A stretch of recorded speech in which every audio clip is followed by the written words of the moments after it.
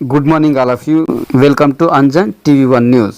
ప్రజాప్రభుత్వ సమస్య పరిష్కార, ప్రజాక్షేమ, ప్రజలందరి సంక్షేమ, పవర్ఫుల్ పవర్ అంజన్ మీడియా సేవలో అంజన్ టీవీ1 ఆధ్వర్యంలో అంజన్ కంప్యూటర్ స్టూడెంట్ సమక్షంలో ప్రజలందరి మధ్య భారీ ఘనంగా పేదరిక నిర్మూలన, నిరుద్యోగ సమస్య పరిష్కారంగా సమాజ అభివృద్ధికి, దేశ పురోగభివృద్ధికి ప్రతి గ్రామ పట్టణ ప్రాంతాలలో ప్రతి విద్యార్థికి కంప్యూటర్ విద్య, ప్రతి ఇంటికి కంప్యూటర్ ఉద్యోగం, ప్రతి ఒక్కరి జీవితం సుఖ సంతోషాలతో ఉల్లాసం, ప్రతి వారి జీవనము ఆనందోత్సవాలతో సంబరం.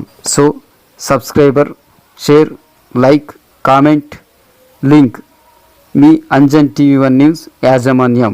బీసీల అండ తెలుగుదేశం జెండా. సత్యసాయి జిల్లా తెలుగుదేశం పార్టీ అధ్యక్షులు, పెనగొండ నియోజకవర్గం అభ్యర్థి బీకే పార్థసారథి. ఆంధ్రప్రదేశ్ తెలుగుదేశం పార్టీ జాతీయ అధ్యక్షులు, మాజీ ముఖ్యమంత్రి నారా చంద్రబాబు నాయుడు, జనసేన పార్టీ అధ్యక్షులు పవన్ కళ్యాణ్, టీడీపీ జాతీయ ప్రధాన కార్యదర్శి నారా లోకేష్, తెలుగుదేశం పార్టీ అధ్యక్షులు అచ్చెన్నాయుడు ఆదేశాల మేరకు పుట్టపర్తి నియోజకవర్గం ఆమడుగూరు మండల కేంద్రంలో నియోజకవర్గం ఇన్ఛార్జ్ పల్లె రఘునాథ్ రెడ్డి ఆధ్వర్యంలో జయహో బీసీ కార్యక్రమం నిర్వహించడం జరిగింది.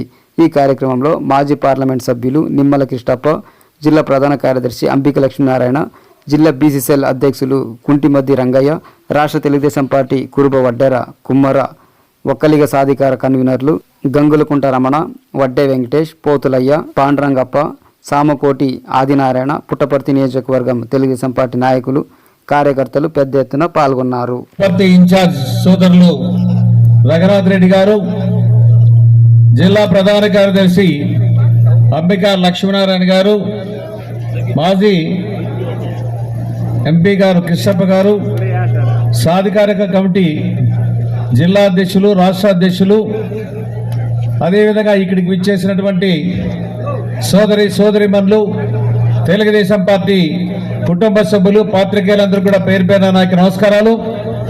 ఈరోజు జనసేన సోదరుడు చంద్రశేఖర్ గారు, వారి మిత్ర బృందం, అదేవిధంగా మనం ఒక్కసారి ఆలోచన చేసినట్టయితే ఈ రాష్ట్రంలో అనిశ్చితమైనటువంటి పరిస్థితి 82కు మనకు చూస్తే పాలన అస్తవ్యస్తంగా ఉన్నటువంటి తరుణంలో ఆ రోజు నందమూరి తారక రామారావు గారు 82లో తెలుగుదేశం పార్టీని ఆవిర్భావం చేసి 9 నెలల కాలంలోనే అధికారంలోకి రావడం జరిగింది. అదేవిధంగా ఆనాడు నందమూరి తారక రామారావు గారు వచ్చిన తర్వాతనే కూడు గూడు గుడ్డ అనేటువంటి అట్టడుగు స్థాయి వర్గాలకి అందించినటువంటి ఘనత నందమూరి తారక రామారావు గారిది. అదేవిధంగా ఎన్నికల్లో కూడా చూసినట్లయితే ఆ రోజు 83లో జరిగినటువంటి ఎన్నికల్లో అన్ని వర్గాలు, అన్ని కులాల వాళ్ళకు కూడా పాలనలో భాగస్వామ్యం కల్పించిన ఘనత నందమూరి తారక రామారావు గారిది.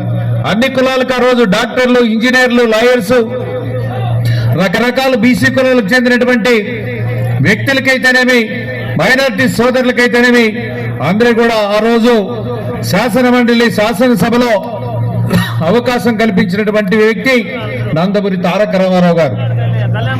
అదేవిధంగా ఆ రోజు చూసినట్లయితే 83కు మనం చూస్తే ఎక్కడ కూడా బీసీలు అనే వాళ్ళు స్థానిక సమస్యల్లో ఎక్కడ ఉండేవాళ్ళు కాదు. ఆ రోజులో సమితులు ఉండేవి. సమితులుంటే అదేవిధంగా సమితుల్లో కానీ, జిల్లా పరిషత్తులో కానీ ఏ ఒక్క చిత్రపటం కూడా బీసీలు ఉండేది కాదు. కానీ నందమూరి తారక రామారావు గారు అధికారంలోకి వచ్చిన తర్వాత స్థానిక సమస్యలు రిజర్వేషన్లు 20% ఇవ్వడం జరిగింది. రిజర్వేషన్లు ఇచ్చిన తర్వాతనే అదేవిధంగా ఎంపీటీసీ సభ్యులుగా, మండల పరిషత్ అధ్యక్షులుగా, జిల్లా పరిషత్ సభ్యులుగా బీసీలు వచ్చారంటే అది నందమూరి తారక రామారావు గారి ఘనత. అదేవిధంగా అనంతపురం జిల్లా పరిషత్ లో చూస్తే 85కు మునుపు ఏ ఒక్క బీసీ చిత్రపటం అక్కడ ఉండేది కాదు. 85 తర్వాతనే మొట్టమొదటిసారిగా లింగరాజుకు అవకాశం జరిగింది, బోయే కులానికి చెందినటువంటి వ్యక్తి. అదేవిధంగా తర్వాత 95లో నాకు అవకాశం వచ్చింది, నేను కురుబ కులస్తుంది. అట్లే కంటిన్యూషన్ గా తీసుకున్నట్టయితే ఈ రోజు అత్యధిక భాగం 90% బీసీల యొక్క చిత్రపటాలు జిల్లా పరిషత్ లో ఉన్నాయంటే అది నందమూరి తారక రామారావు గారు, చంద్రబాబు నాయుడు గారి ఘనతని ఈ సందర్భంగా తెలియజేస్తా ఉన్నా. చంద్రబాబు నాయుడు గారు 20% ఉండే రిజర్వేషన్లు 34%కి రిజర్వేషన్లు పెంచడం జరిగింది. తద్వారా బీసీలంతా కూడా సర్పంచ్లు అయితేనేమి, ఎంపీటీసీలు అయితేనేమి, మండల ప్రెసిడెంట్స్ అయితేనేమి, జిల్లా పరిషత్ సభ్యులు అయితేనేమి, జిల్లా పరిషత్ చైర్మన్లు అయితేనేమి, ఆ విధంగా ఎక్కువ సంఖ్యలో బీసీలు రావడం జరిగింది. ఇవన్నీ కూడా గమనించాల్సినటువంటి ఆవశ్యకత ఉంది. కానీ జగన్మోహన్ రెడ్డి వచ్చిన తర్వాత అదే 34% స్థానే 20% కుదించడం జరిగింది. అంటే దాదాపు 16,000 పోస్టులు పోయినాయని సందర్భంగా తెలియజేస్తా ఉన్నా.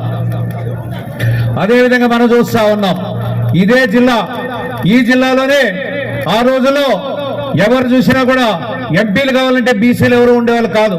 కానీ మొట్టమొదటిసారిగా 99లో వాల్మీకి సోదరుడు కాలువ శ్రీనివాస్ అనంతపూర్ పార్లమెంట్ మెంబర్ గా, తర్వాత నేను వచ్చా. నేరుగా ఇద్దరు కూడా 99లో వచ్చాం. తర్వాత క్రమంలో నిమ్మల కృష్ణప్ప 2 సార్లు ఎంపీగా కూడా చేయడం జరిగింది. అదేవిధంగా మంత్రిగా రామచంద్రారెడ్డి గారికి అవకాశం ఇచ్చారు, కాలువ శ్రీనివాస్ గారికి ఇచ్చారు. అంటే మంత్రులు, అనంతపూర్ జిల్లా అంటే బీసీ జిల్లా.